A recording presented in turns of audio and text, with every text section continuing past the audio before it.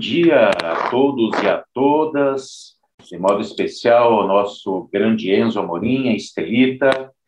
Sejamos todos e todas muito bem-vindos a esse nosso encontro, quinto encontro do grupo de estudos Pensando com os Clássicos. E a cada dia em que nós nos reunimos para refletir essas grandes obras, com certeza saem grandes discussões, grandes temáticas, inclusive para futuros eventos, futuros artigos e pesquisas. Esse grupo realmente é um grupo bem seleto e que tem muito a oferecer enquanto reflexão, tanto do aspecto do direito, da literatura, da filosofia. Portanto, muito bem-vindos. Hoje, o evento estará a cargo aí do nosso querido Enzo e também da Estelita. Esta obra do Orwell, 1984, é uma obra que vai deixar grandes questões para serem elucidadas, para serem tematizadas. É uma obra em que, de fato, tem todo um aspecto futurista, mas que, quando foi escrita, não deixou de tecer, mesmo nas entrelinhas, algumas críticas aí à Segunda Guerra Mundial e tantas outras coisas, a governos despóticos, absolutistas, e que, portanto, pode nos abrir aqui alguns fachos de luzes com referência ao nosso mundo atual, ao nosso século XIX. Portanto, não quero me estender para que depois a gente possa fazer aí as discussões mais apropriadas. De imediato, eu passo, então, a palavra para o Enzo. Enzo, a palavra é toda sua. Você está aí com a tela também para ser reproduzida para os demais, se você assim o desejar. Tá bom? Bom dia, professor. Bom dia a todos. Se o senhor puder me passar o co-host, porque a gente preparou uma apresentação de slide, e aí eu gostaria de espelhar a tela para ficar até mais fácil para o pessoal acompanhar, né? A Estelita mandou uma mensagem aqui que está esperando o senhor autorizar a entrada dela. Seu microfone está desligado. Oi. Oi? Oi. Bom dia. Tudo bom, Estelita? Tudo ótimo. E o senhor? Tranquilo, graças a Deus. Tá? Só um minuto aqui. Já deu certo aí, Enzo? Não? Acho que deu. Quer ver? Deu. Vocês não conseguindo ver a tela? Aham, perfeito. Pronto, então deu. Já posso começar, Estelita? Pode. Pronto. Professor, primeiro, eu gostaria de agradecer ao senhor por coordenar o grupo, por propiciar para a gente esses encontros, essas discussões. E gostaria também de parabenizar, não sei se foi coincidência, mas a data, né? Hoje, dia 14 de junho, é o aniversário do tal Ernesto Rafael de la Sierra Guevara. Então, nada melhor que falar sobre uma obra de totalitarismo, uma pessoa que conduziu as maiores revoluções totalitárias aqui na América Latina. Então, a obra é essa, 1984, do George Orwell. Eu e a Maria Estelita iremos conduzir a obra. São várias edições, cada uma capa diferente. Então, a gente tentou botar vários tipos aí até, para o pessoal conseguir também visualizar o livro físico. Então, é isso. Gostaria de agradecer. E vamos iniciar. Passar aqui para a Estelita, fala. Bom dia a todos. Nós vamos começar falando primeiro sobre a biografia do George Orwell, que na verdade é um pseudônimo para um homem chamado Eric Arthur Blair. Ele nasceu... Pode passar. Ele nasceu em 25 de junho de 1903, na cidade de Motihari, na Índia, quando ainda era colonizada pela Inglaterra. Ele era filho de um funcionário público que trabalhava a serviço da Inglaterra, e a mãe era uma imigrante francesa, filha de um comerciante. Com 7 anos, ele se mudou com sua família para Sussex, na Inglaterra, e começou ali a estudar em um internato. Durante seu tempo de escola, ele foi bastante excluído entre os colegas por conta de sua pobreza e, ao mesmo tempo, a brilhante inteligência. Em 1953, ele lançou um ensaio autobiográfico chamado Such Were the Joys, ou Tamanhas Eram as Alegrias, que ele conta sobre esses tempos tenebrosos de sua infância. Entre os anos de 1917 e 1921, ele estudou na Eton College, em que ele recebeu uma bolsa de estudos por conta de sua inteligência, e enquanto ele estava estudando, ele publicou vários textos no jornal do colégio, e também ele foi aluno do Aldous Huxley, que é o autor do Admirável Mundo Novo. Ele não seguiu para a faculdade, logo após terminar o colégio, e se alistou igual seu pai, e foi funcionário da Polícia Imperial da Índia, em que trabalhou na atual Mianmar por 5 anos, até pedir demissão, por ser totalmente contra o imperialismo inglês, que foi um dos assuntos mais abordados nas suas obras. A partir daí, ele decidiu começar a se dedicar à sua carreira literária, em que, entre 1928 e 1929, ele ficou viajando entre a França e a Inglaterra, sem um trabalho fixo, e nessa época escreveu os primeiros rascunhos de uma de suas obras chamadas Sem Eira nem Beira, até coloquei aí, Sem Eira nem Beira em Paris e Londres. Depois disso, ele publicou seu primeiro romance chamado Dias na Birmânia, que aborda diretamente as suas críticas ao imperialismo britânico na Índia, e ele relata sempre experiências próprias em seus livros. Depois que ele pediu demissão da polícia, ele começou a se rotular como anarquista, mas depois, durante os anos 30, ele começou a se considerar socialista. Aí, em 1943, ele se tornou jornalista no jornal socialista Tribune, e ele escreveu vários artigos e ensaios, e isso foi após ele ser rejeitado para prestar serviços ingleses na Segunda Guerra Mundial, dentro do contexto. Aí, em 1945, ele lançou Revolução dos Bichos, que é uma fábula totalmente crítica, baseada na Revolução Russa e em Joseph Stalin. Esse livro teve sucesso tremendo até os dias de hoje, em que uma das frases mais famosas é: todos os animais são iguais, mas alguns são mais iguais que os outros. E aí, em 1949, ele publicou o livro que nós vamos trabalhar hoje, que é o 1984, que é um romance que destaca uma distopia crítica ao totalitarismo. Logo após a publicação do 1984, ele faleceu no início de 1950, em 21 de janeiro, por conta de uma tuberculose. E na sua sepultura consta seu verdadeiro nome, no caso Eric Arthur Blair, e não tem nenhuma menção sobre seu pseudônimo. Pode passar. Sobre o livro. Como eu disse anteriormente, 1984 é um romance distópico que se passa na mesma época em que é seu título, e durante um governo totalmente autoritário e repressor. Ela se passa em Londres, numa digamos que um estado fictício chamado Oceânia. E ali nós temos três potências. Na Oceânia, que fica toda a Oceania, América, Islândia, Reino Unido, Irlanda e grande parte do sul da África. A Eurásia, que é o segundo maior império que governa toda a Europa, exceto os usos da Oceânia, e quase toda a Rússia e uma pequena parte da Ásia. E a Lestásia, que governa países orientais como a China, o Japão, Coreia, parte da Índia e algumas nações vizinhas. No caso, a história se passa na Oceânia, na cidade de Londres. Aí, como a gente colocou aí, peguei alguns conceitos principais que mais se destacam durante o livro, que são totalmente importantes. Primeiro é o partido, que é o governo da Oceânia, chamado Ingsoc, que é basicamente um governo totalitário e controlador em todos os aspectos na vida dos cidadãos, e o partido ele é comandado pela figura do grande irmão, o Big Brother. Inclusive, tem uma curiosidade que as pessoas nunca viram o Big Brother, apenas tem essa ideia dele, nunca se viu ele sair publicamente, é apenas um governo baseado no medo.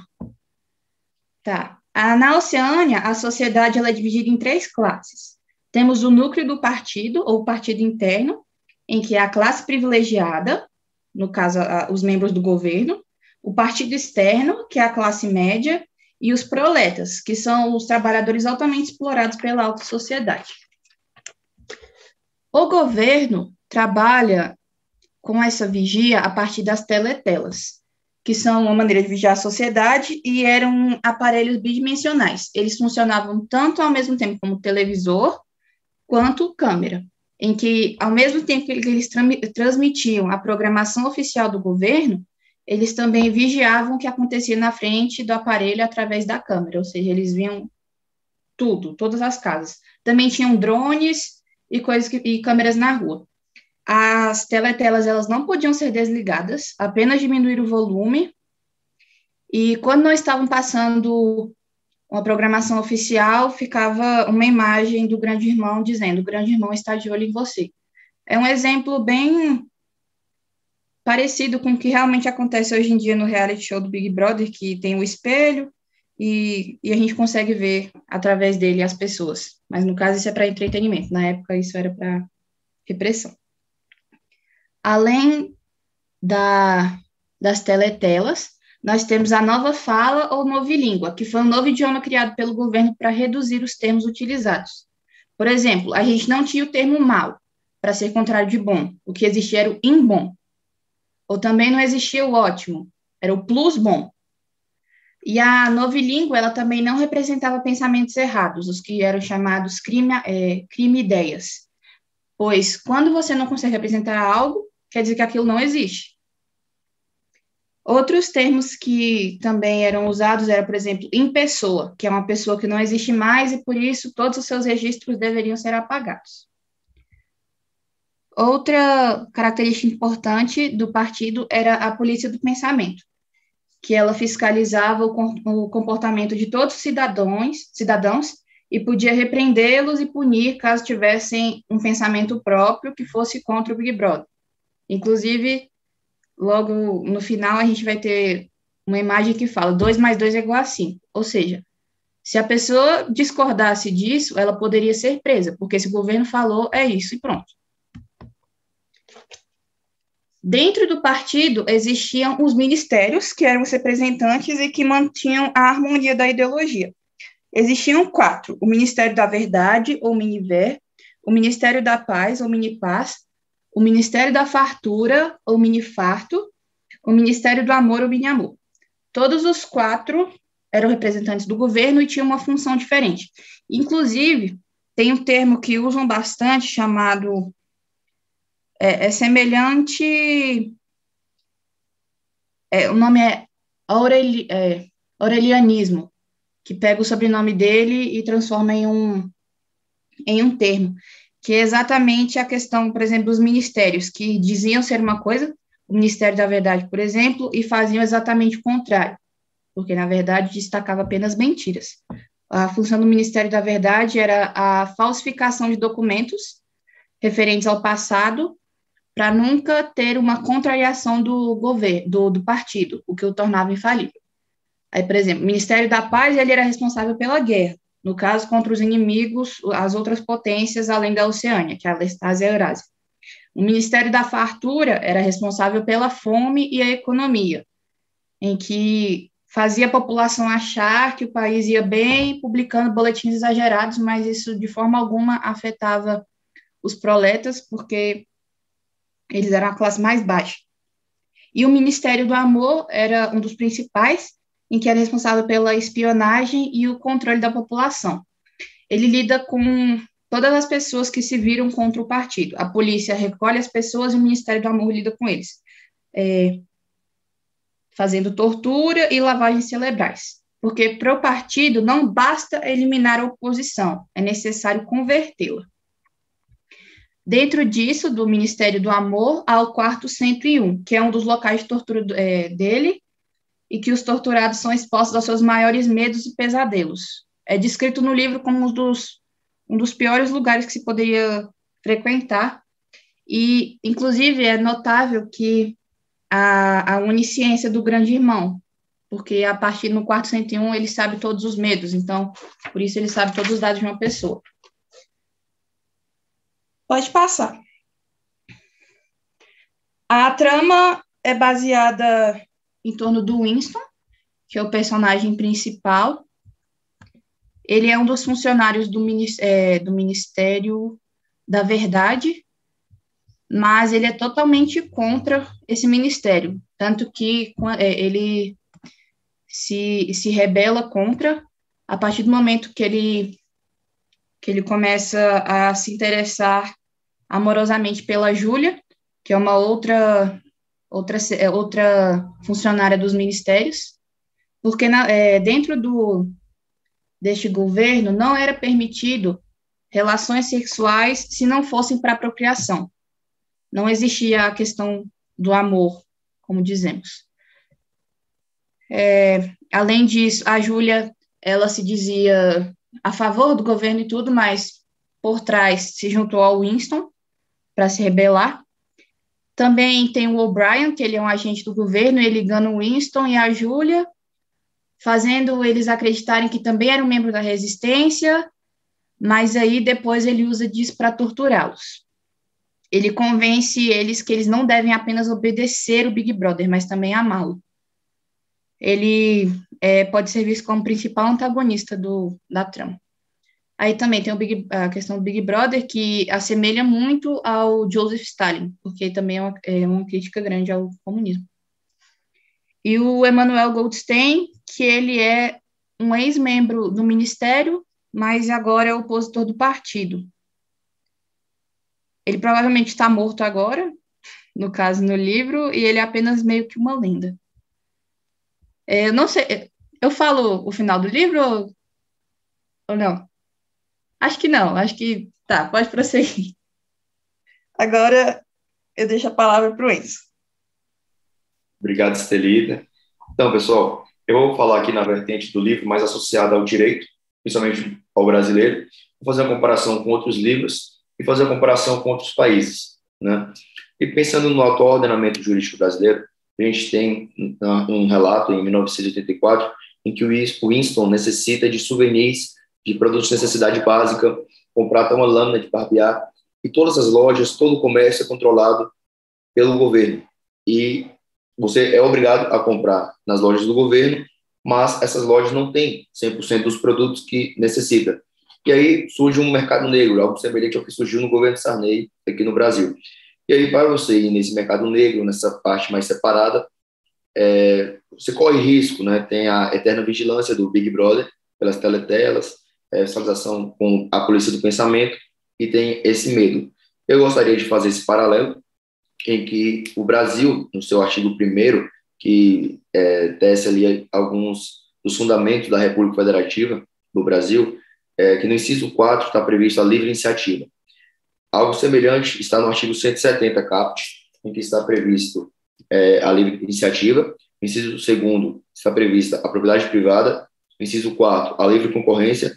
E no seu parágrafo 4º, assegura a todos o livre exercício de qualquer atividade econômica, salvo os casos específicos em lei. E falando mais sobre liberdade, falando sobre liberdade de expressão, liberdade do pensamento, liberdade comercial, a gente tem o artigo 5º, né, que tem diversos incisos ali, dezenas de incisos, na verdade, e no inciso 4 tem assegurada a manifestação do pensamento, no inciso 6 tem assegurada a liberdade de consciência e de crença, no inciso 9, a liberdade da atividade artística, a atividade de comunicação e atividade industrial. No inciso 12, a gente tem o sigilo da correspondência. Isso a gente pode fazer um paralelo também com a obra, porque o Winston tem um momento que ele recebe um bilhete da Júlia e tem ali escrito "Eu te amo", e aí ele fica com medo de mandar uma carta para ela, de conversar com ela, porque as correspondências, em regra, elas eram interceptadas pelo governo, e não havia esse sigilo que há aqui, por exemplo, hoje no Brasil, na Constituição, salvo o caso de presídio, mas não vamos entrar nisso agora. No inciso 13, a gente tem a liberdade de todo trabalho, profissão, ofício, e que a gente não vê isso na obra. A gente vê o partido controlando as funções, o partido indicando, e você sendo restrito às funções, não tendo essa liberdade. No inciso 52, eu queria fazer aqui uma parte, um parênteses, em que no livro menciona que a irmã do Winston, a esposa, né, a provável esposa dele, elas desapareceram, o governo, né, prendeu, algo assim, ou até chegou a matar por questões de crime de opinião, crime de pensamento, crime político. Isso no Brasil é proibido. Inclusive, a extradição não é permitida de estrangeiro no Brasil, se for por motivos de crime de opinião ou crime político. E no inciso 55, a gente tem a ampla defesa do contraditório, que também dialoga com essa questão, porque a justiça não havia no livro aqui, pelo menos não a justiça com contraditório de partes. Isso vai dialogar também com o Código de Processo Penal brasileiro, em que no artigo 3A, desde 2019, tem pela primeira vez explícito que a estrutura do processo penal brasileiro é a do sistema acusatório, em que vigora a publicidade, a separação entre as partes de acusar, de julgar e de defender, e a ampla defesa e o contraditório. Quando a gente pode pensar aqui também nas possíveis implicações do livro, a gente tem um diálogo muito claro aqui com 1984 e a Revolução dos Bichos, também do George Orwell, que a gente pode simplificar naquela frase em que aqueles que renunciam à sua liberdade, pensando em segurança, acabam ficando sem nenhuma das duas. Porque ideais igualitários, ideais cooperativistas, eles acabam se transformando, se resultando numa tirania, em que as fraquezas humanas nos animais, aqui na Revolução dos Bichos, ou animais da fazenda, elas são explícitas nisso daí, em que na Granja do Solar eles fazem uma revolução contra os humanos, né? 4 pernas bom, 2 pernas ruim, né? Um dos mandamentos. E a gente tem também a questão aqui que não há uma legislação, que não há consulta prévia, não há um sistema legislativo, um sistema executivo, uma democracia, em que os 7 mandamentos do livro são trocados sem cerimônia. E isso no livro do Orwell, nos 2 livros dele, mostra a tirania, mostra o totalitarismo. Em Admirável Mundo Novo, a gente também tem um paralelo com 1984, porque no 1984 é uma vigilância constante, a dor, é o ódio, é o medo. Quando a gente tem Admirável Mundo Novo, é algo diferente. As crianças são condicionadas em laboratório pela engenharia genética, e isso faz com que os poucos dotados irão para os trabalhos braçais, enquanto outros irão para as funções de comandar, né? E lá, esse tecido social coletivista, ele é dominado por meio do prazer, em que o sexo é permitido e que o amor é proibido. Os chicletes de hormônios sexuais, o soma, entre outros. Dá para comparar também aqui o culto ao líder do Big Brother, a vigilância, algo semelhante ao que fez Paul Joseph Goebbels entre 33 e 45 no Ministério da Propaganda alemão, da Alemanha nazista, né, sob o governo do Partido Nazi. E outro caso que eu queria falar aqui, que dialoga com o direito constitucional alemão, do caso Luft, em 15 de janeiro de 1958, seria lançado na Alemanha, e foi lançado, um filme cujo diretor ele tinha um passado muito vinculado com os nazistas. E, por isso, o Luft teve a intenção, não sei se a pronúncia é certa, quem fala alemão aqui não sou eu, é o professor Mazai, então vou falar Luft mesmo. E aí ele convocou o boicote nisso, a esse filme que seria exibido. Isso gerou muito prejuízo às bilheterias, ao cinema nacional. E aí o Tribunal Estadual condenou ele, segundo o artigo 826 do BGB, que é uma espécie de Código Civil alemão, por ele atentar contra os bons costumes, por atentar contra a moral. E ele vai recorrer e vai apelar à Suprema Corte, que lá é o Tribunal Constitucional Federal.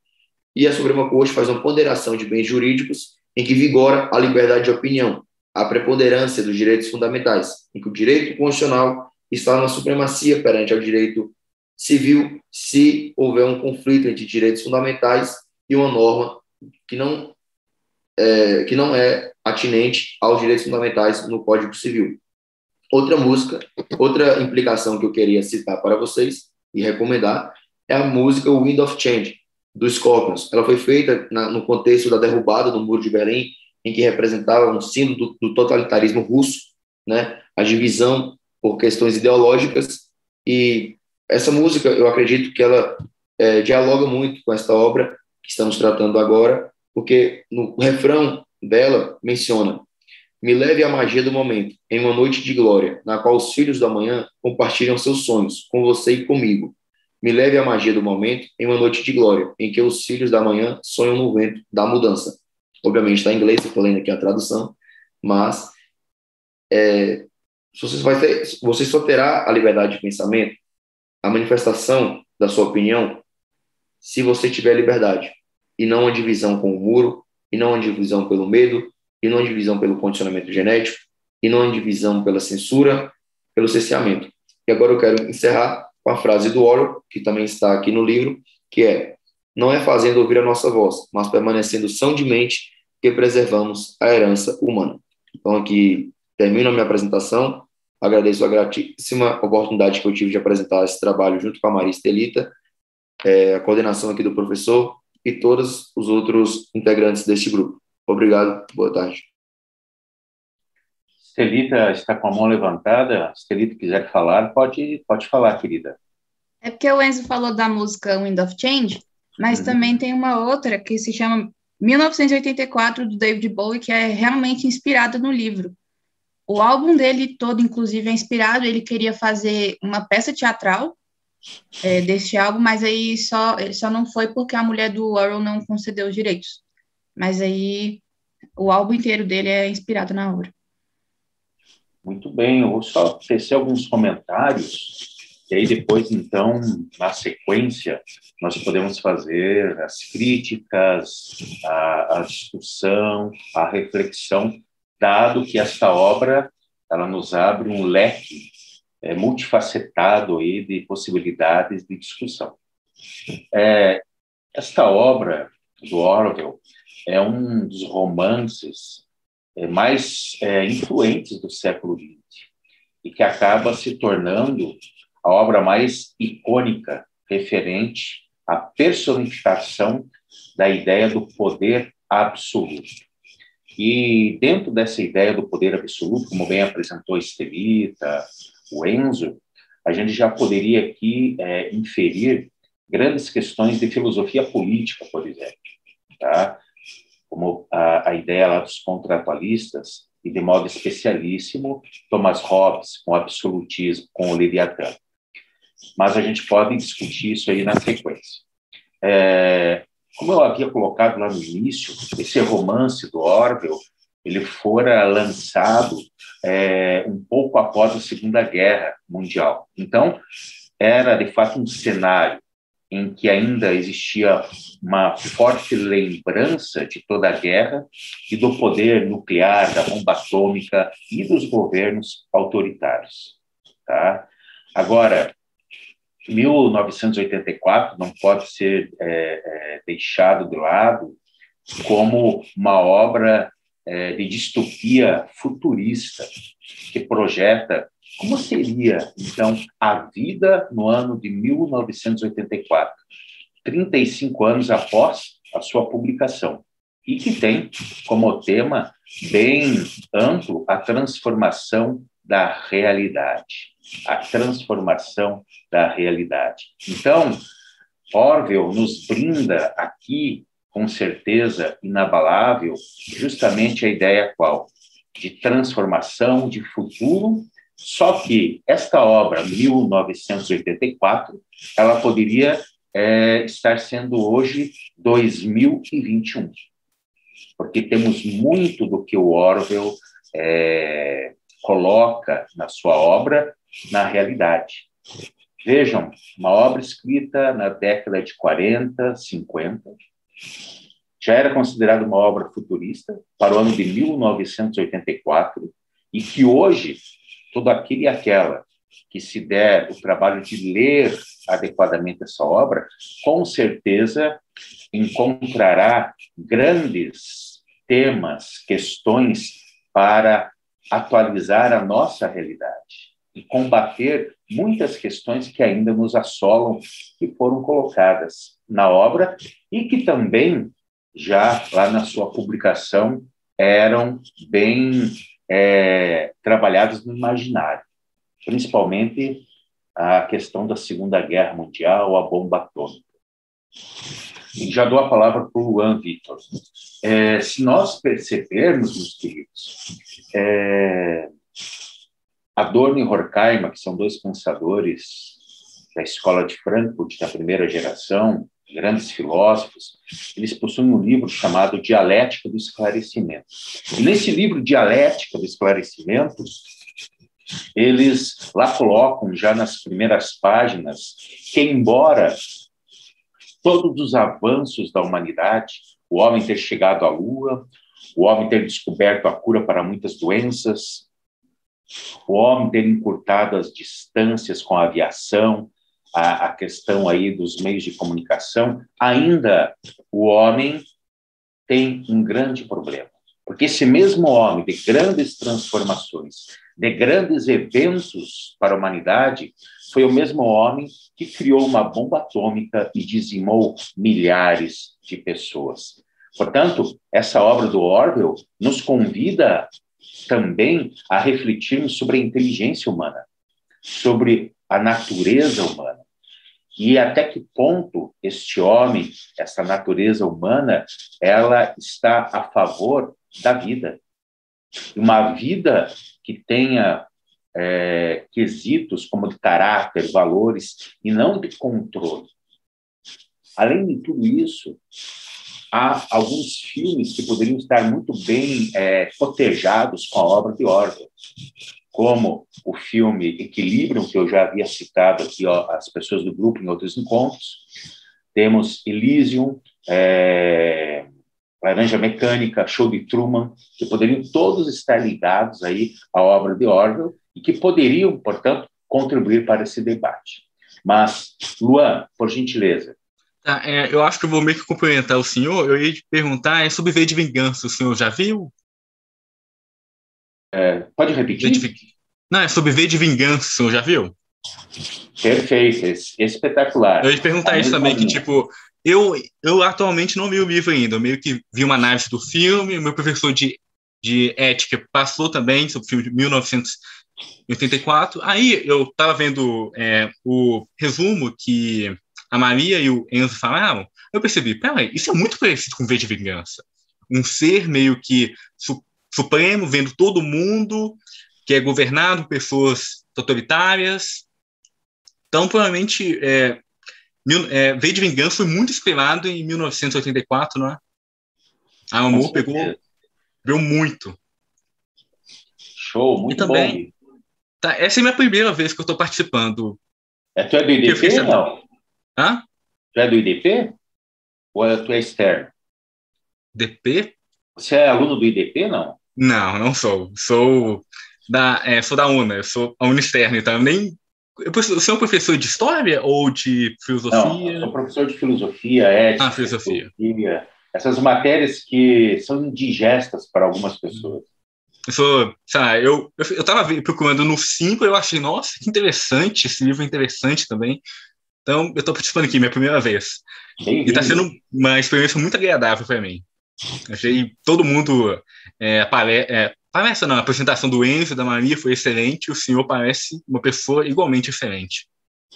Obrigado. Vocês pretendem fazer mais, não é? Sim, nós temos, bem dizer, esse mês a gente já teve, é o segundo, né? Mas geralmente é um encontro por mês, 2 encontros por mês, depende da obra que a gente lê, da extensão, né? Mas agora, o último encontro será em julho, e nós já teremos uma agenda para o semestre que vem, onde a gente vai fazer a escolha das obras e novos apresentadores. Tá, esteja já convidado. Tá, você já falou de a obra de Dante Alighieri? Já, muito boa. Pode até sugerir para o próximo semestre. Okay. Tem os clássicos também, acho que nem preciso sugerir, que é Príncipe de Maquiavel, Sun Tzu, Arte da Guerra, nem preciso sugerir isso. Exatamente. Praticamente tão famoso e grande que é. Tem o livro de 5 Anéis, você já viu? Não, esse não conheço. É algo... Tá na estratégia de guerra ainda. Meio que estratégia de guerra. Que, tipo, ele fala que é um espadachim, é Musashi. Deixa eu pegar ele aqui. Que é de Miyamoto Musashi. Que ele fala sobre várias métodos de um guerreiro, de um espadachim para combater lá e tal. Ele tem bastante Sun Tzu, arte da guerra. Tipo, ele pega vários elementos, só que mais como espadachim de vez de um general. É bem interessante. Okay. Ainda nós teremos 2 encontros, o Vigiar e Punir e o Processo e Kafka. Então, ainda temos 2 encontros que você poderá participar. Só entrar no site do IDP, nas minhas redes sociais aí, que eu sempre estou colocando. Vocês já falaram sobre o outro livro do George Orwell, que é o Bichos... Revolução dos Bichos? É um livro muito interessante. A gente pode trabalhar futuramente. Tá, acho que é só isso mesmo. Muito obrigado por tudo. Eu que agradeço. Obrigado aí pela participação. Vocês são todos espetaculares. A apresentação foi excelente. Obrigado. Enzo e depois a Gabriela. Professor, uma coisa também, que eu não queria falar dentro da apresentação e deixar mais para o espaço de discussão mesmo, sinto até mais livre, né? É algo que é mais polêmico. Algo que também dá para ver na obra, perceber reiteradamente o tal revisionismo histórico, né?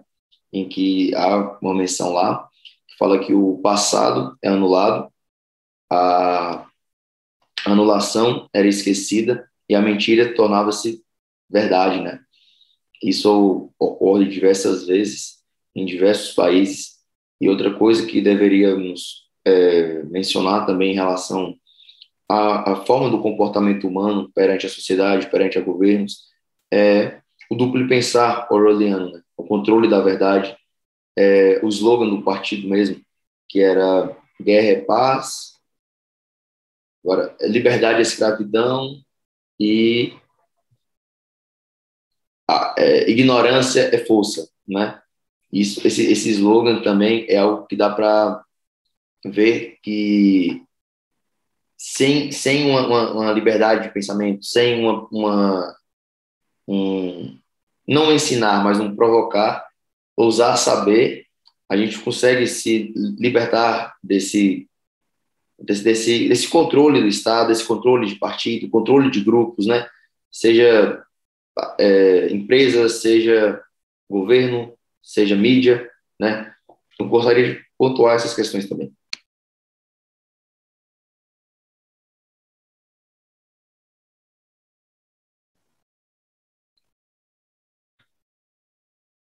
Perfeito, daqui a pouco a gente pode retomar aqui algumas ideias, tá? Gabriela, por favor. Obrigada, professor. Primeiramente, parabéns, Enzo, parabéns, Maria Estelita, foi uma ótima apresentação. A minha questão, assim, o ponto que eu destaquei aqui, que eu queria explorar um pouquinho mais, que a gente já tinha visto no livro passado e é uma constante, essa questão do controle do sexo, né? Que eu acho bastante interessante, né? Porque, na verdade, muito nos regimes autoritários, sempre você tem esse controle dos corpos, né? Sempre você tem uma como é que eu posso falar? A censura, né? Mas só que mais que censura, a questão vira um escândalo, né? Então, assim, o casamento vira... a repressão, a culpa, né? Pelo fato de questões ligadas a qualquer coisa que seja desejos sexuais, vira um escândalo. Só que aí eu acho interessante, porque hoje em dia, né, quando você vê essa questão do escândalo, por exemplo, atualmente o que a gente tem é uma questão muito grande ligada ao controle dos corpos, principalmente das meninas, e essa questão, né, quando você tem uma fundamentalização, principalmente religiosa, aí você tem o controle do sexo assim, que não esteja dentro do casamento, e principalmente o controle do prazer. Só que nessas realidades distópicas, que eu acho interessante, porque, na verdade, o sentido é dado contrário, né? Você, na verdade, não...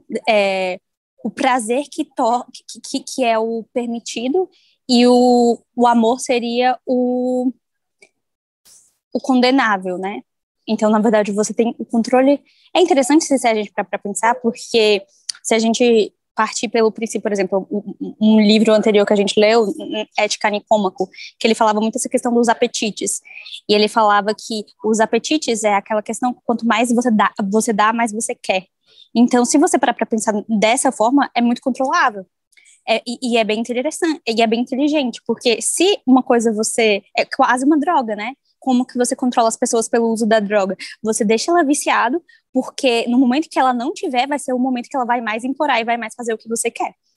Então, eu vejo mais ou menos a partir desse princípio, porque pelo fato de ser liberado ali, você está drogando as pessoas porque tá preenchendo ali o desejo, né? Tá dando apetite. E esse apetite é incontrolável, né? Quanto mais você dá, mais você quer. E aí, a partir do momento que tem esse vício das pessoas, é a forma mais fácil de controlá-las. Mas eu acho muito curioso essa questão, essa troca, né? Com relação a sexo versus amor. E aí eu fiz uma relação, tem um filme muito interessante, que saiu tem pouco tempo no Netflix, que se chama O Lagosta. É um filme muito, muito, muito interessante. Ele conta a história de uma realidade distópica que as pessoas, quando elas não têm... Tem tipo uma empresa de relacionamento, alguma coisa assim, e as pessoas só podem conviver se elas forem casal. Mas se elas não forem casal, se só tiver uma pessoa, ela é tipo mandada para um internato, e ela fica, sei lá, um tempo nesse internato. Nesse internato tem outras pessoas que também estão solteiras. E se no tempo que ela estiver nesse internato, ela não encontrar uma outra pessoa, ela tipo, tem uma pena que ela vai ser transformada em um animal. Aí ela escolhe qual animal ela seria transformada. E aí você tem uma resistência a esse sistema que faz o contrário, que na verdade que é para onde que o personagem principal foge, que essa comunidade de revoltosos, a lei deles é o contrário, ninguém pode ficar com ninguém, na verdade todo mundo tem que ficar sozinho, e na verdade se alguém tiver outra pessoa, essa pessoa que vai ser morta, alguma coisa do tipo. E aí eu fiz ali, me veio esse filme quando falou em relação a esse controle pelo sexo. E eu queria colocar para discussão porque é um tema recorrente, assim, nos livros a gente sempre vê, sempre tem esse controle. E aí me lembra também muito Foucault, quando ele coloca o livro que ele escreveu, o Professor sobre a Sexualidade. Enfim, eu acho que é uma pauta legal para a gente discutir. Sim, Gabriela, muito bem pontuado essa questão do sexo, essa questão do amor e também do controle. Aqui no chat, a Gabriela, a Ângela, falou assim: Gabriela, veja o controle das pulsões, mas, ao mesmo, um uso perverso, com a preponderância da violência do prazer e o poder de exercer por esse viés. Exatamente. Já vamos entrar um pouco nisso. Enzo. Na linha do que a Gabriela falou e o comentário da Maricelita sobre isso, o livro trata justamente disso, a questão da procriação. O sexo lá não é questão de prazer, porque em Aldous Huxley, a obra está até aqui, eles têm a substituição do amor pelo prazer, em que o amor é proibido, e isso eles conseguem dirimir possíveis reações, né, até revoluções que esgaçaria o tecido social, além do chiclete, do som. E no 1984, a gente vê a procriação como uma forma de fazer filhos, né? Fazer novos humanos para servirem ao Estado, para servirem ao partido, e não como algo da família. Isso também quem faz um paralelo é o Theodore Dalrymple. O livro dele, que ele fala mais sobre a cultura inglesa, né? Que é nossa cultura, reticências, ou o que restou dela. E lá o Dalrymple compara 1984 junto com a obra do Huxley. E aí ele traz justamente disso, a falência da família nessas duas obras, em que no Huxley tem o prazer e não o amor, em que a família é proibida, as crianças são feitas pelo controle genético, engenharia genética, né, a boconovisquização, e em 1984 a gente tem que a família não é algo estimulado, é algo pelo contrário, única função para procriar, para fazer filhos, né, que irão militar no partido e que irão servir ao Estado. Então, essa comparação do Dalrymple, eu acho que é muito relevante para o contexto em que a gente está discutindo. Muito bem, Enzo. Dentro dessa questão que vocês colocam, vou fazer alguns comentários, tá? E todos se sintam aí convidados, ok? A participar, a se pronunciar, fazer críticas contundentes ou não sobre as temáticas. A Estelita e o Enzo, né, na obra colocaram, né, bem específico que ali a reprodução, o sexo é para reprodução, na verdade, tá? Mas nos leva a refletir tantas outras coisas, como a Gabriela veio ventilando. E aqui me recordou, quando vocês estavam falando sobre o amor, sobre o sexo, me recordou a própria questão do conceito de amor. E aí eu me reportei lá na Idade Média, com Santo Agostinho. Santo Agostinho, ele fala do amor caritas, né, e do amor eros. O amor eros é o prazer, é a sensação, é a paixão. E o amor ágape, ele é um amor, o amor caritas, o amor ágape é um amor puro. E hoje nós vemos dentro da nossa sociedade uma repressão, talvez, muito grande a este amor ágape, e uma abertura muito mais a este amor eros, e que acaba trabalhando muito fortemente somente com o corpo, né, com possuir o corpo. E também entra propriamente na questão do Bauman, né, o amor líquido. Então essa é uma grande questão, de nós vislumbrarmos até que ponto nós, homens e mulheres que somos, vivendo numa determinada sociedade, até que ponto nós somos donos das nossas sensações, até que ponto nós somos donos do nosso corpo ou não, ou somos controlados aí pela mídia, pelo mundo midiático, controlados pelas sensações, e aí nos reportaria lá os gregos, que a gente já discutiu no livro A Ética Nicômaco, onde os gregos falavam muito da questão dos vícios, como o Enzo colocou ali no chat quase agora. Os vícios começam a tomar partido, ou melhor, a tomar conta do quê? Tomar conta de todas das nossas vidas, dos nossos comportamentos, não nos deixando a possibilidade de nutrirmos o caráter. E nutrindo o caráter, estaremos, portanto, tendo a capacidade de controlar todos os nossos instintos, e através da própria racionalidade. Portanto, esse tema aí do amor e do sexo, ele é muito relevante para ser trabalhado e para que a gente possa, portanto, fazer aquelas perguntas bem importantes, né? E um outro ponto é que esse livro, né, traz vários questionamentos que perduram, portanto, até os tempos atuais. Será que hoje a gente não é vigilado também? Até que ponto essa vigilância pode ser benéfica para as pessoas, para nós, ou não? Onde fica a própria ideia de liberdade quando as pessoas estão sendo vigiadas? Poderíamos aqui discutir questão de ética, moral, a própria questão aí do Immanuel Kant, o imperativo categórico. Poderíamos discutir, como trouxe a Gabriela, a questão do vigiar e punir, do nosso amigo ilustríssimo Michel Foucault, e como tantas outras questões. Então vejo que essa obra nos abre um leque de possibilidades.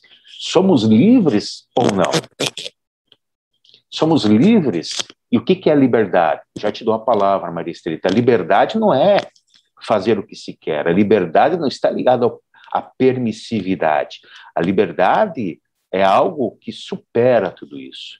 E esta questão da liberdade, desde a Grécia Antiga até hoje, na contemporaneidade, em pleno século XXI, é uma questão que ainda parece estar precisando ser retomada, reavaliada, porque muitas pessoas confundem a liberdade com a libertinagem.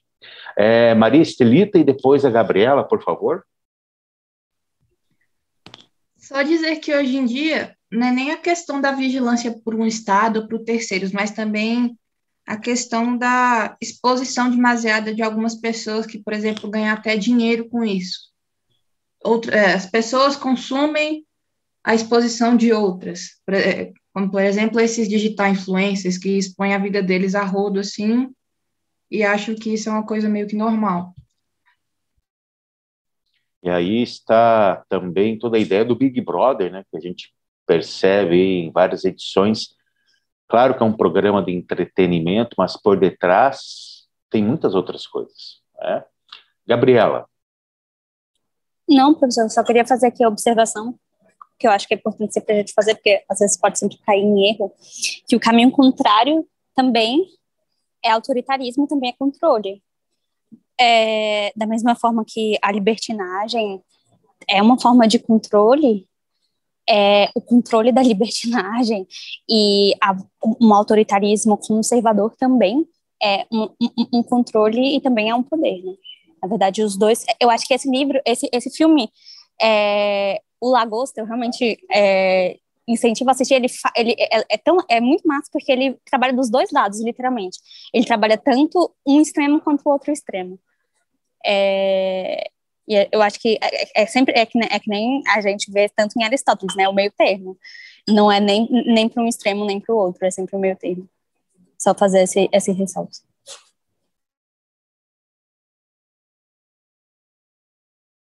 O Enzo também fez aqui um comentário no chat, eu vou colocar aqui.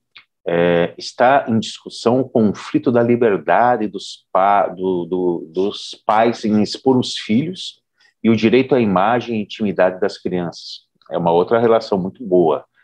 Teve um seminário na semana passada no IDP que tratou sobre isso na perspectiva do direito constitucional. E aqui me reportou também a própria questão do direito de família, os novos modos de família e que estão aí presentes e que são válidos inclusive pelo direito, são garantidos pelo direito, o que muito anteriormente a esse nosso século era algo quase que inadmissível. Então, os novos modelos de família. E aqui dentro desses novos modelos de família, nós vemos o quê? Nós vemos o amor. O amor, às vezes, que está muito mais presente do que o próprio sexo. O amor que pode ser entre iguais. E claro que isso aqui abre grandes pontos nevrálgicos que nós não poderíamos dar uma resposta pronta e acabada agora, aqui nessa nossa pequena discussão, nesses respingos de reflexão. E o direito? Aonde que estaria o direito? O Enzo fez aí um comparativo com o direito brasileiro, e ainda, mais ainda do que o próprio direito brasileiro, será que o direito, dentro aqui dessa perspectiva que nós acabamos de analisar do Orwell, será que o direito ele teria que, por exemplo, pautar-se por uma questão, digamos assim, não tão positivada, mas também trazer o lado de uma humanidade? Ou o direito, frente a todas essas questões de domínio, de opressão, essas questões aí que estão bem relacionadas ao tecido social, e que o direito, todos os novos magistrados, eles têm essa consciência de que o direito tem que estar mais perto da sociedade.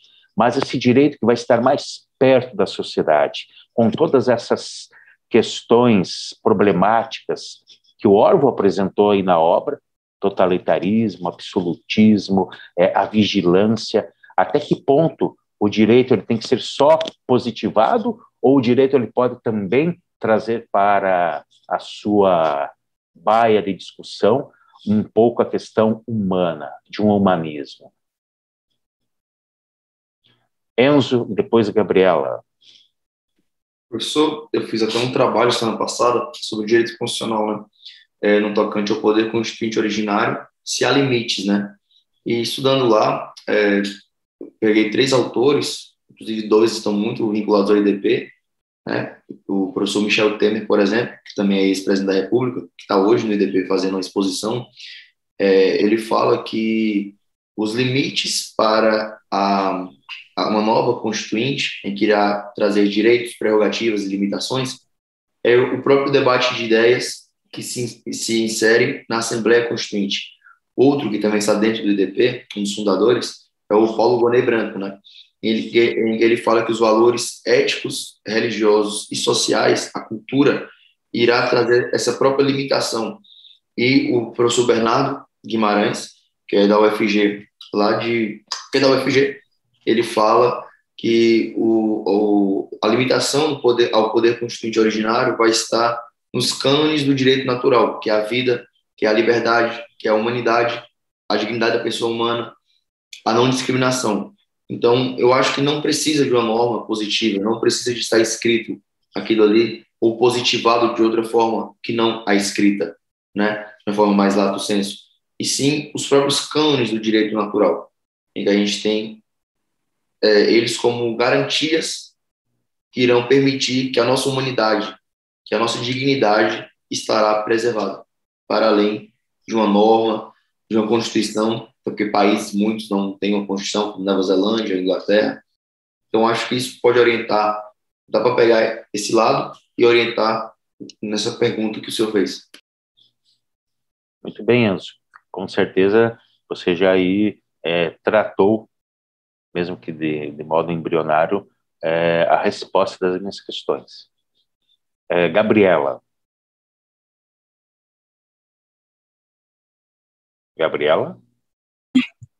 Oi, peraí. Desculpa que eu tô lavando a louça também, eu tô escutando vocês lavando a louça, eu me perdi aqui. Mas então, hoje é minha segunda vez aqui falando com vocês. Na verdade, a primeira vez eu só escutei, que foi as aulas passadas, e hoje é a primeira vez falando.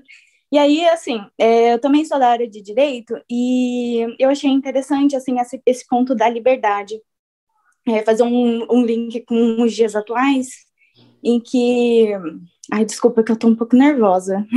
Não, tranquilo, Gabriela.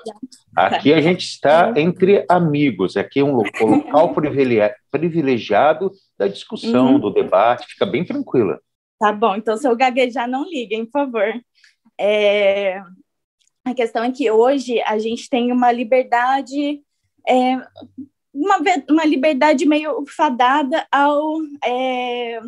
eu não sei explicar agora, mas assim...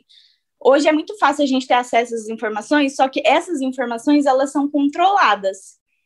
Por exemplo, hoje eu pesquiso uma coisa, só aparece sobre tal assunto na minha rede social. Então, você não tem uma liberdade plena, você não consegue exercer isso, porque de uma certa forma você está sendo controlado.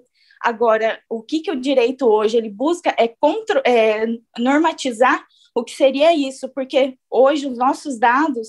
eles estão na mão de quem, entendeu? Porque hoje, assim, venha fazer esse curso gratuito e online. Você é gratuito porque você está pagando isso com seus dados, entendeu? E aí esses dados, eles estão na mão de quem? Esse que é o perigo de hoje, sabe? Hoje a gente tem tudo na nossa mão, através do celular. Só que está na mão de quem os nossos dados? Porque a gente está pagando com os nossos dados. A gente não está pagando nada no Instagram, nesses cursos gratuitos. Então, isso que está se tornando perigoso e que hoje o direito ele tem esse papel de normatizar o que seria, controlar essa liberdade que a gente tem hoje. Muito isso, bem, obrigada. Gabriela. Muito bem, Gabriela. Não precisa ficar nervosa e, com certeza, aqui é o local onde a gente vai tecer troca de ideias. Tá? Sim, bom. Agora, você colocou um ponto bem interessante, Gabriela. Aliás, todos vocês aí, quando estão apresentando aí as suas conotações, até que ponto, de fato, somos livres, né? Como você bem pontuou, e você trouxe alguns elementos, não sei se você chegou a assistir, a gente até comentou isso aqui em outros encontros, que é aquele documentário, né? O Dilema das Redes Sociais, onde se apresentou um pouco essa questão. Até que ponto somos livres e também o perigo de todas essas questões para o tecido social, e principalmente para os jovens. Então, nós temos aqui uma problemática gritante, e que o direito, ele vem acompanhando isso, e o direito, de fato, ele tem que acompanhar o quê? Os avanços da sociedade. O direito acompanha os avanços. Ele nunca pode estar aquém dos avanços. Caso contrário, nós perderemos uma certa segurança. E essa segurança que, mesmo tendo um certo controle do direito, tendo a regra, tendo a lei, tendo a normatividade, muitas das vezes é o quê? É relegado de lado, é colocado à margem e se faz tudo aquilo que nós temos aí, conhecimento do nosso dia a dia. As atrocidades contra as pessoas. Como o Enzo colocou lá uma ideia, né? O direito à imagem. O direito à imagem, né? Hoje em dia, as pessoas roubam a sua imagem, largam nas redes sociais, ou as pessoas que vendem a sua imagem, e aqui é toda uma problemática muito grande. Maria Estelita, depois a Gabriela. Isso que a Gabriela trouxe, inclusive, foi motivo de bastante polêmica entre 2016 e 2017, que foi nas eleições americanas, do Trump, que eles pegaram dados de mais de 1 milhão de usuários e usaram disso para tentar favorecer o Trump com propagandas direcionadas. Foi um uso de logaritmo, inclusive, deu bastante ruim para o Zuckerberg, até hoje é abordado. Exatamente, e dentro disso tudo, a gente tem uma realidade no Brasil, né? Toda a realidade fake news e outras questões aí que são bem problemáticas. O domínio dos dados alheios. E como a gente, de fato, é rompida a nossa liberdade com este descaso, por exemplo, com os nossos dados, com as nossas participações. Gabriela. Oi, professor. Eu estava querendo comentar sobre essa questão do até que ponto somos livres. Porque toda vez que eu faço esse intercurso hoje em dia, né, quando a gente começa a falar, nós somos controlados pela mídia, nós somos controlados pelo Instagram, não sei o que lá, pela oferta de serviços, não sei o que. Às vezes, assim, eu não me sinto tão controlada, sabe? E aí, às vezes, eu acho que vira uma paranoia e que aí eu sou controlado porque falo que eu sou controlado. E aí, ao falar que eu sou controlado, como é que é? O movimento anticontrole, na verdade, é o movimento que controla, sabe? É meio que uma rasteira, mas utilizando de força, sabe? Utilizando dessa indignação coletiva como uma forma de substituição de poder e substituição de força. Eu sempre fico analisando muito essa questão. Daí, eu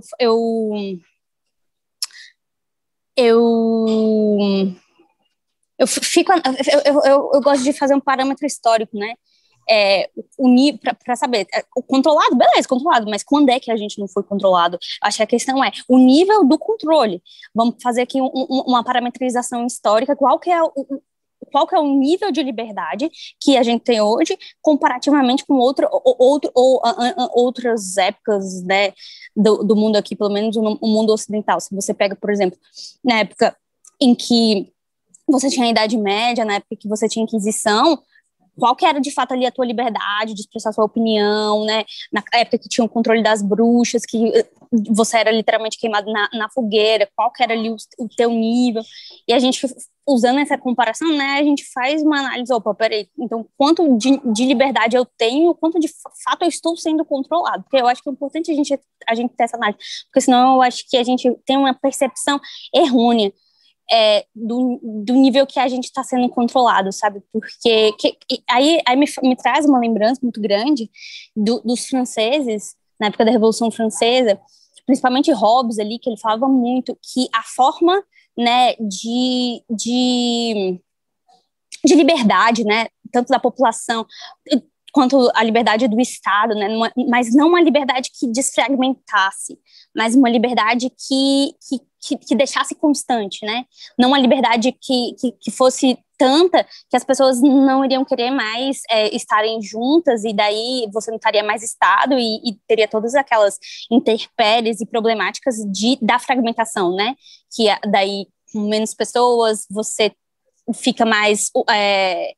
aquela questão do estado natural, né? O homem lobo do homem, então você tem sempre uma insegurança constante.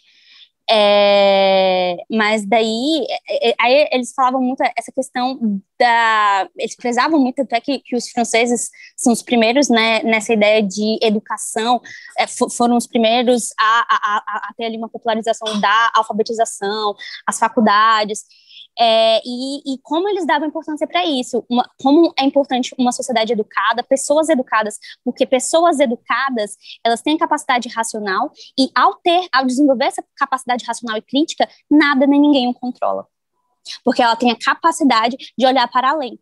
Então, como é que o que vale? Esse provérbio bíblico, para mim, ele faz muito sentido quando a gente para pensar por essa perspectiva, porque ele fala assim: o que vale redes para os olhos de quem tem asas, né? Então, eu acho que é mais ou menos isso. A gente estão querendo nos controlar por meio social, pelo Google, que não sei o quê. Mas, cara, a partir do momento que eu tenho essa noção, será que de fato eles estão me controlando? Né? Enfim, eu acho que é uma forma da gente refletir.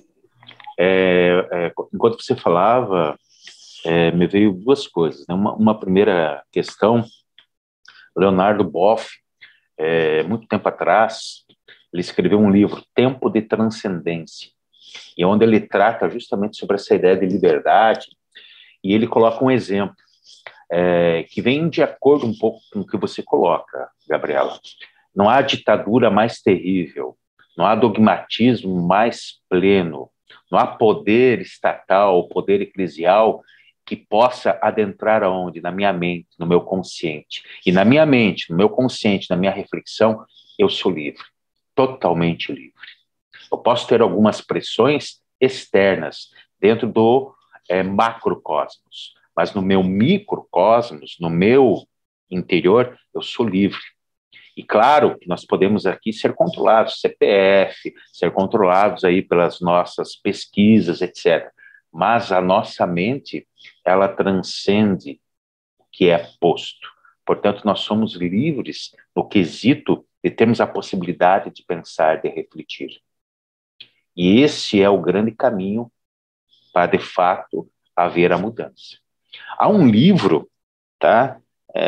O Martelo das Feiticeiras. É um livro de direito penal, aí, o Enzo que gosta, aí, quem gosta de penal, Martelo das Feiticeiras. Ele vai trabalhar justamente com essa ideia da Inquisição, tá? Desde a Idade Média, a perseguição às mulheres, até entra um pouco a ideia de feminismo, e como os tribunais se colocavam.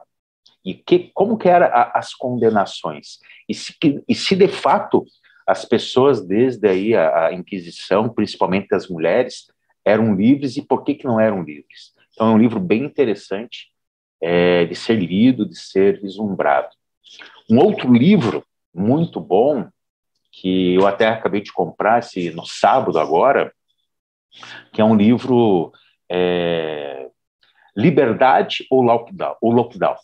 Então, esse livro também é bem interessante de ser visto, analisado, porque ele vai trazer aqui algumas reflexões, alguns argumentos sobre a liberdade e sobre o lockdown, e que nós deveríamos estar pensando. Esse livro é do Jeffrey Tucker. É do Clube do Ludovico, né, professor? Oi? Ele está no Clube do Ludovico. Isso. Da FBM, editora. Exatamente. Então, é muito bom esse livrinho. Claro que ele vai trazer alguns argumentos, argumentos científicos, argumentos jurídicos, argumentos filosóficos, sociais, políticos, para tratar essa questão da liberdade do lockdown. E que, de fato, nos coloca na berlinda, com aquela questão já feita. Até que ponto somos livres? O Rafael Mendes aqui está... O Rafael Mendes escreveu bastante aqui. Boa tarde, professor. O colega fez menção durante a apresentação ao mercado negro, fazendo comparação ao que ocorreu no Brasil. A comparação mais fiel seria com a própria União Soviética, em que havia um mercado paralelo tão pujante para o qual o governo fazia vistas grossas, que quando o regime caiu, apareceram de repente, como por milagre, vários bilionários, muitos deles muito conhecidos hoje, como o senhor Roman Abramovich, dono do time Chelsea. Quer falar alguma coisa aí, Enzo? Então vejam o que o nosso colega aqui coloca, o nosso ilustre amigo aqui, o Rafael Mendes, é real. E às vezes parece, ou usar esse termo parece, que acho que é mais leve, parece que realmente os governos, as autoridades, às vezes fazem vistas grossas, né? E para essas pessoas que têm grandes poderes. E aí fica uma questão um quanto desproporcional sobre aqueles que são menos favorecidos e que, às vezes, cumprem com todas as questões e não têm direito a nada. Aí o Rafael continua ali. Sobre essa atividade econômica paralela nos países comunistas, recomendo o documentário Chuck Norris. Sobre o comunismo. Muito bom esse documentário. Muito, muito, muito bom. Tá? Olha, ele já até colocou o link aqui, o Rafael Mendes, tá? O link sobre esse documentário é muito bom mesmo. E um outro detalhe, tá, gente? Tem um documentário, um curta-metragem que se chama A Escravidão Moderna, que é feita por um sociólogo, onde mostra também esta ideia que nós estamos tecendo sobre vigiar, sobre a própria liberdade, sobre a questão do trabalho, sobre a questão do capitalismo. Então, vale a pena assistir esses documentários. Escravidão Moderna e esse aqui também do Chuck Norris, que é muito, muito bom. Tá? Então, vejam que quando a gente adentra nessas obras, mesmo que sejam obras literárias, e autores como o Orwell e tantos outros, eles nos brindam com grandes questões para que a gente fique mais antenado, para que a gente possa fazer uso da nossa inteligência, né? Ousar saber, como dizia Kant, e o Enzo coloca ali nos slides, né? O sapere aude. Nós devemos ousar saber. Há um outro texto belíssimo do Immanuel Kant, que foi escrito em 1789, que é o texto Resposta à Pergunta: o que é esclarecimento? Que é um texto que fora escrito há décadas atrás, mas que parece que saiu agora da gráfica, de tão interessante que é. Tá?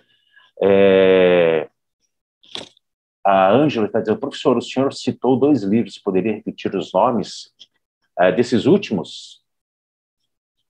Já, deixa eu pegar meu celular aqui, porque eu anoto. O primeiro é Liberdade ou Lockdown, que é do Jeffrey Tucker.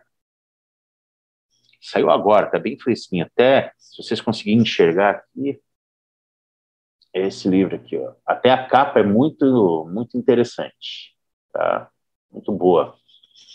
E a outra é O Martelo das Feiticeiras, que é este aqui. Ó. O Martelo das Feiticeiras, tá? Que é um outro livro muito bom, que alguns professores usam até no direito penal para trabalhar aí essa questão da liberdade, do modo de se julgar e trabalhar até mesmo com o feminismo na atualidade. E essa perseguição às mulheres, desde esse período até os dias de hoje, e a necessidade, então, de nós nos fazermos cada vez mais presentes e atuantes, e aguerridos e aguerridas. Né? Meus queridos, alguém quer falar mais alguma coisa? Aqui a Ana Carolina está dizendo algo no chat. Professor, neste ponto que o senhor falou, quanto a sermos livres em nossa mente, não entraria uma forma de controle mais sutil, no sentido de manipular nossa forma de pensar? A exemplo, eu citaria as fake news, pois elas podem, dependendo da pessoa, modificar nosso pensamento quanto a determinado assunto. Perfeito, Ana Carolina, perfeito. E também aqui nessa questão que você traz do fake news, essa manipulação do nosso próprio pensamento, entra propriamente a questão qual? A diferenciação entre informação e formação. Nós somos bombardeados cotidianamente por inúmeras, por inúmeras informações. Mas, através da nossa reflexão, nós devemos fazer com que essas informações se tornem instrumentos, elementos, para que a gente possa se formar. E, ao se formar, tenha mais clareza sobre as questões. Agora, claro que isso merece uma atenção contra a própria questão da maturidade do pensamento, da abertura do pensamento, que eu possa, então, como diz aquele grande ditado, estar sobre os ombros de gigantes, ou seja, eu tenho que pesquisar, eu tenho que fazer prós e contras, e aí sim eu posso tecer uma reflexão mais apropriada. É aquilo que o René Descartes já defendia lá na modernidade, lá no seu livro Discurso do Método. Você tem evidência daquilo que você está apresentando, ou daquilo que você está ouvindo? Se você não tem evidência, você tem que buscar. Você não pode admitir como certo e verdadeiro aquilo que se apresenta a você. Você tem que investigar, você tem que pesquisar e você tem que refletir. Até porque o próprio René Descartes vai dizer, o bom senso, ou seja, a razão, é algo muito comum a todas as pessoas. É o que nos diferencia dos outros animais. Até o próprio Aristóteles, lá na Metafísica, ele trabalha com essa questão. No entanto, nem todos fazem uso adequado da sua racionalidade. E aí que está. Fazer o uso da racionalidade é fazer esses meandros que eu acabo de falar. Tá bom? Mas muito boa a sua questão. Luan, Victor. Professor, sobre... Nossa, que droga, acho que eu perdi meu ponto. Eu estava olhando outra coisa aqui, acho que eu perdi meu ponto. Que droga. Não, tranquilo. Se quiser, pode dar um tempinho, vou dar a palavra para a Gabriela, aí você remonta a sua ideia aí. Gabriela? Oi, professor. Não, era um comentário sobre o que o senhor acabou de falar também, sobre o que a colega postou aqui no chat, sobre essa questão da manipulação do nosso pensar, né? Aí que é legal, né, o estudo dos clássicos, assim, porque na Grécia eles estavam muito discutindo sobre isso, assim, então eles delimitaram muito essas questões dos pontos para... É muito legal estudar os gregos justamente por isso, porque essa era a pergunta, né? Para onde que a gente deve pensar? Qual que deve ser a delimitação dos nossos pensamentos, né? Quando que a gente está sendo controlado, quando a gente está sendo livre, quando a gente está no caminho correto, quando a gente não está no caminho correto. Então, na verdade, eles estavam trabalhando ali, né, delimitando as questões, toda em cima, na verdade, desses questionamentos. E é muito legal o caminho que eles montam, assim, né? Você tem a questão do próprio método do diálogo, né? Assim, tá sempre em diálogo, sempre na construção do conhecimento, sempre colocando as suas teses, as suas hipóteses no meio da roda para que ela seja refutada, para ver se depois de refutada ela ainda sobrevive, né, com validade, se os seus pressupostos ficaram verdadeiros ou não verdadeiros, né, bem na questão do raciocínio lógico, o argumento que foi validado, o argumento que não foi validado. E eu acho que principalmente ali, eu acho que o livro que a gente leu de Ética Nicômaco, ele é bem fundamental, bem básico para delimitar essas questões, né? Porque Aristóteles ali no livro ele coloca os parâmetros, né? Da reflexão, da deliberação, da escolha, do que seria racional, o que seriam os desejos, das atitudes, né, do corajoso, das atitudes baseadas na amizade, na busca pela felicidade e da justiça. Eu acho que todas essas são parametrizações. Porque se a gente parar para refletir com relação a ser manipulados ou não, obviamente a gente sempre vai ser manipulado. Assim, eu acho que é muita ingenuidade da gente pensar que a gente não vai ser manipulado e vamos ter um pensamento puro e racional que não vai ter ligação com nada e não vai ser influenciado por nada. Isso é ser muito ingênuo. Obviamente a gente vai ser manipulado, a gente vai estar sendo influenciado por alguma coisa. Mas eu acho que a questão que o senhor falou foi muito clara. É reflexão, né? É colocar a questão pelo que eu estou sendo manipulado e fazer essa reflexão, essa análise crítica, né, na verdade,